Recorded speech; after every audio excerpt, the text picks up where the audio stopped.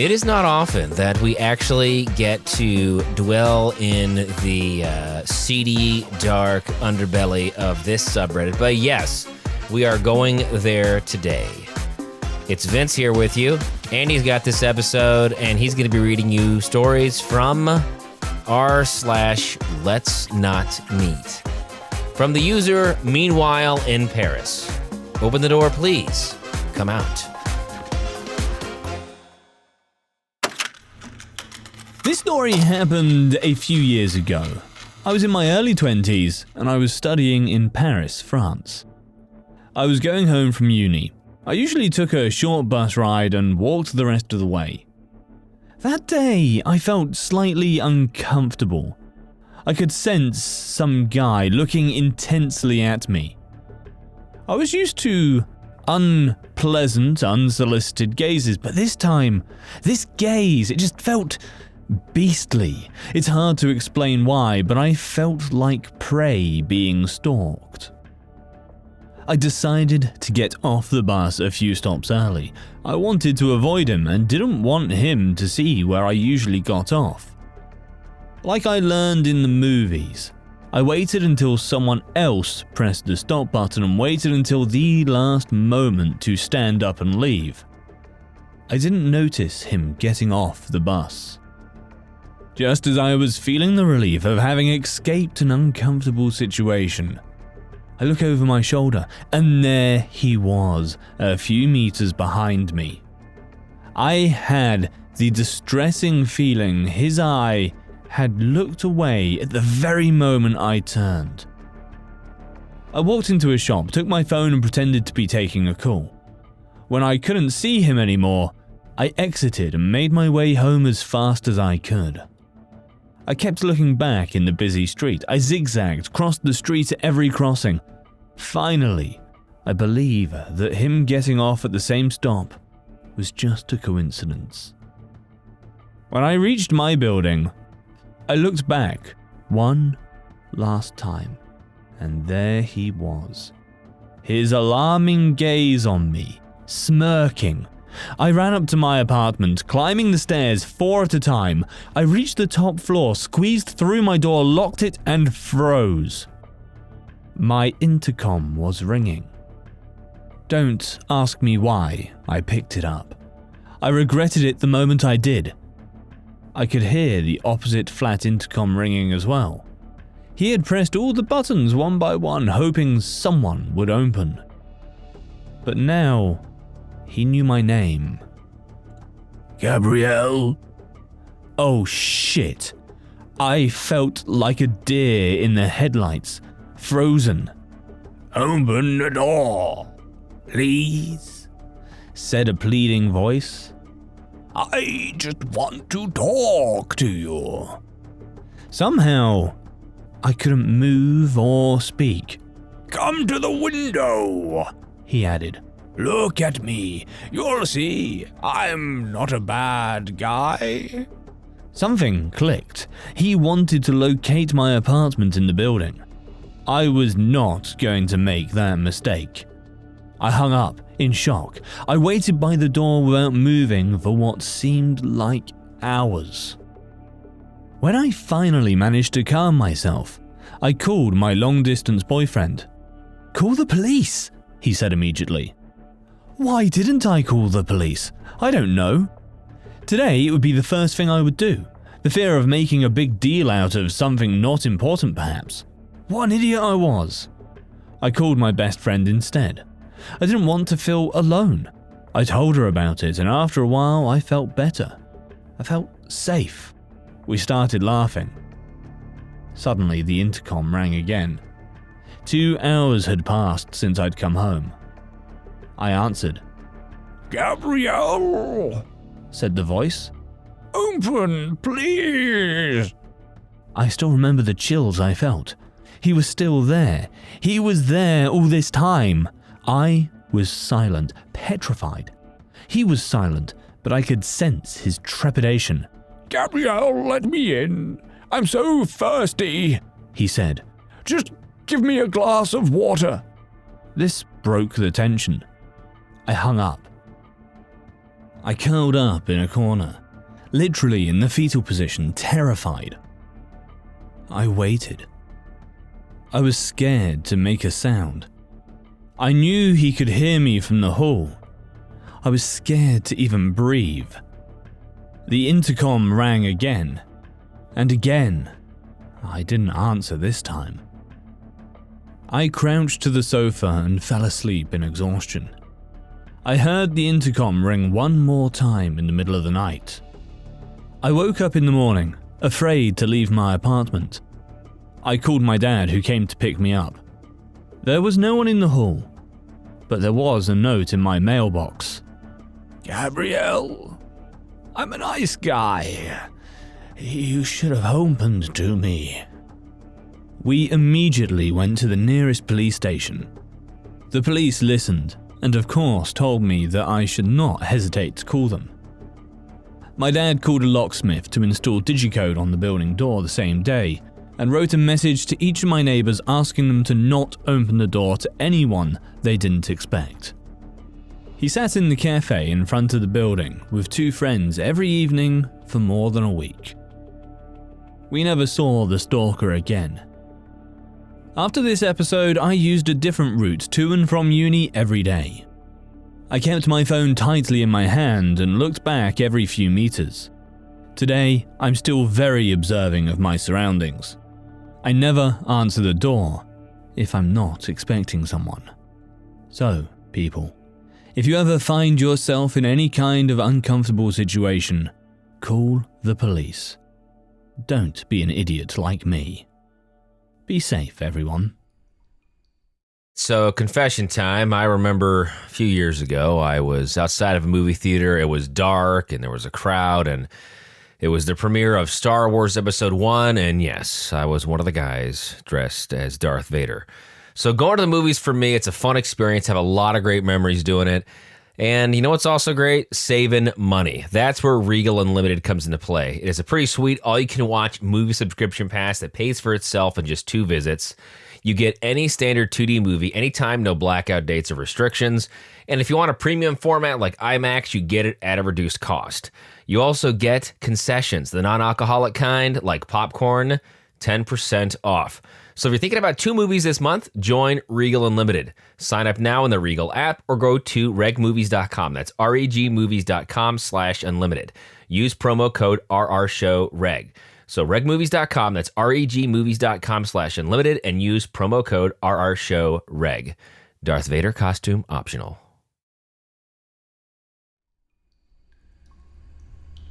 Our next story is from It Wasn't Me Boys.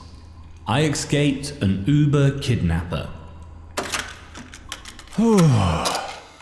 So after crying just a little bit after looking at crime scenes on the internet, I think it might be time to tell this story. It's just one of those moments when I randomly start thinking about it in a more serious mood than normal. So this happened about 4 months ago now. Maybe more, but I don't really know for sure. Anyway, I was 19 years old. I've turned 20 now, and was going home from university after classes. I usually take my keys with me, but around that time I had lost them and my mum was yet to take me to get a new copy. I remember I kept insisting, but she wouldn't listen. So what I did was knock on the door to get my younger brother's attention so he'd come and let me in. But my mum also took his keys and just left him there locked up as well.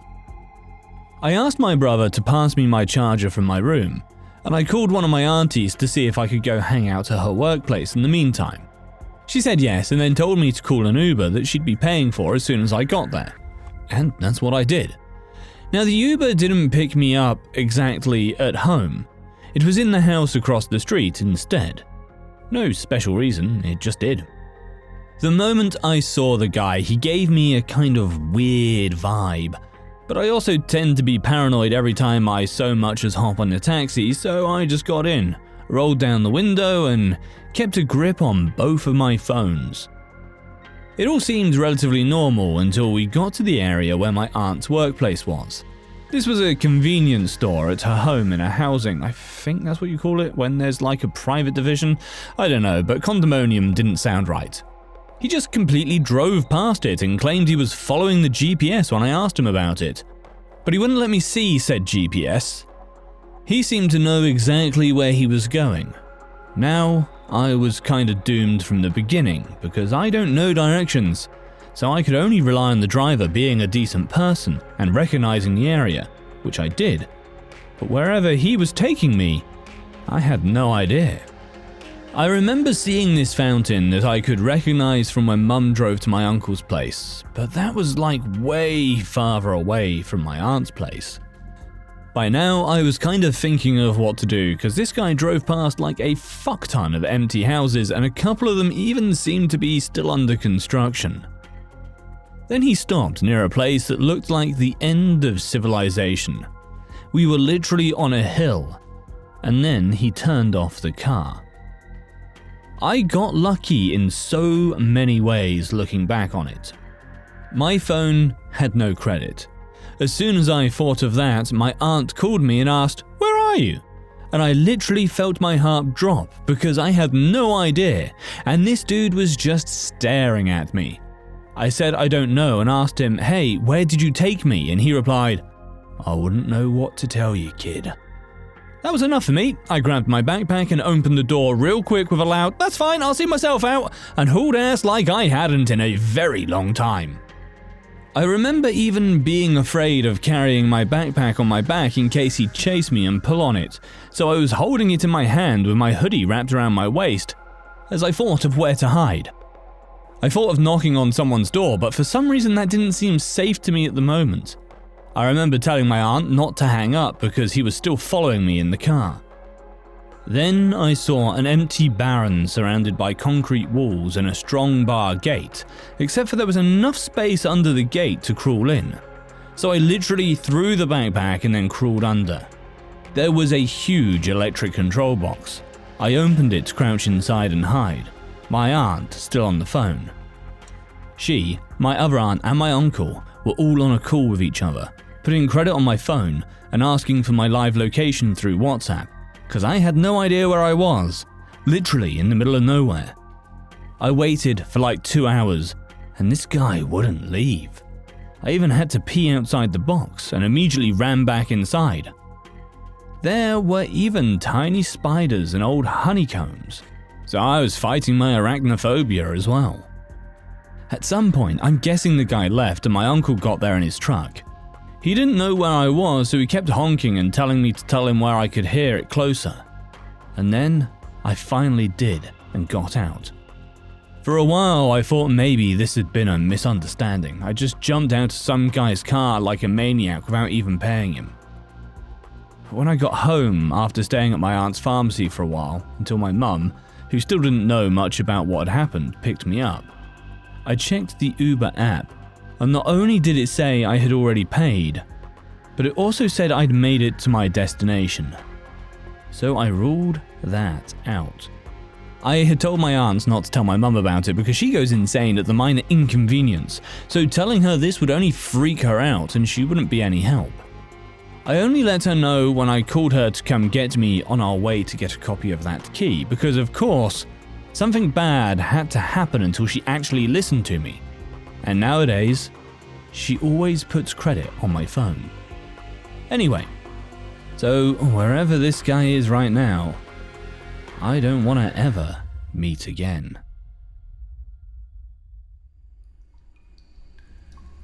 Posted by the Beatty Bunch. It could have ended badly. So this happened in 2011. So the exact dialogue may have escaped my memory a bit, but the situation is something I'll never forget. Also, AIM was still pretty active during this time, and so was video chatting, think Tiny Chat. This is important for later. I was on an online dating site. I won't say which because I'll be dragged mercilessly in the comments, and was talking to this guy. Now I was 31 at the time, he was 28. We talked for about 6 weeks before I gave him my phone number and we took it offline to calling and texting for another couple of weeks. About 2 months after our initial chat, we were texting and he told me he was out having a few beers at a bar near to my house.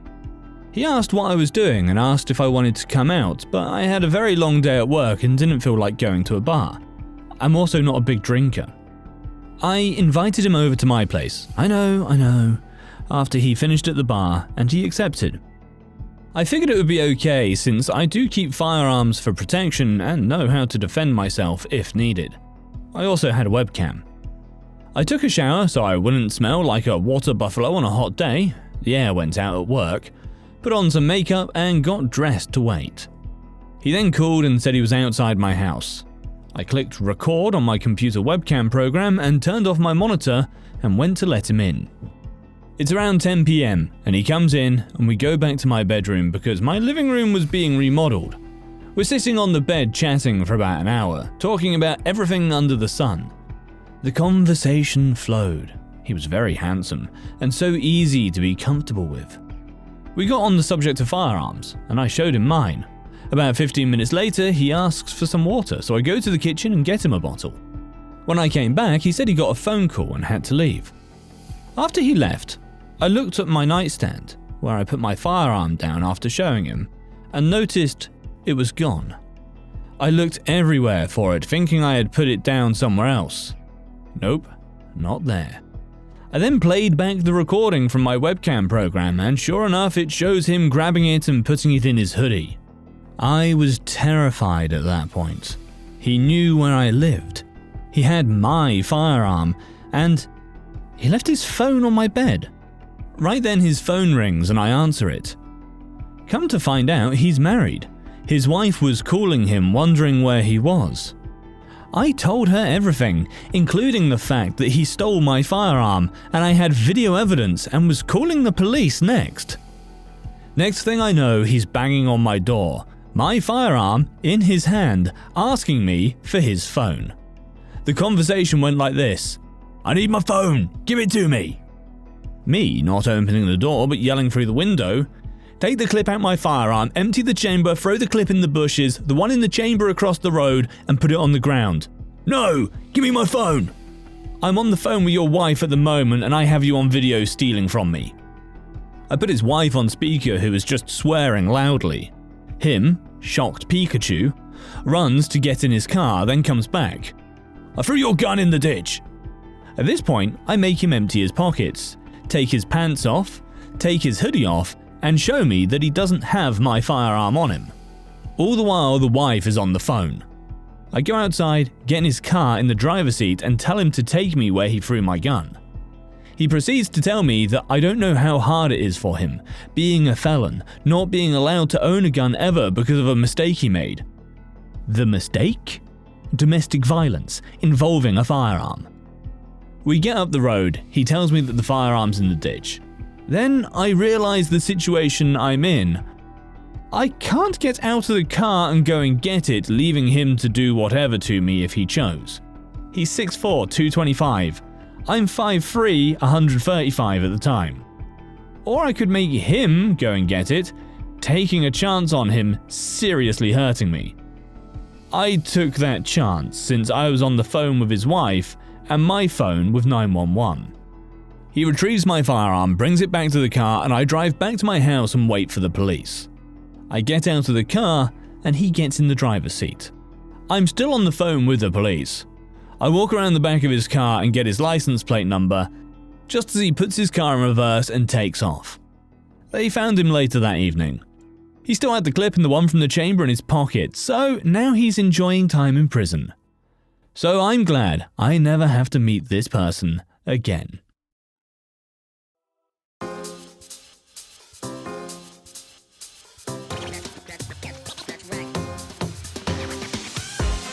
So thanks for being with us. The RR Show is a production of Evergreen Podcasts and Wessler Media. Now, if you'd be so kind, please follow or subscribe to our show wherever you get your podcasts. And if you're feeling extra nice, you might as well leave a 5-star review. But for more, visit the website, rrshow.com. That is rrshow.com. I'm your host, Vince. Thank you to my producer, Kevin, and we'll see you next time here on The RR Show.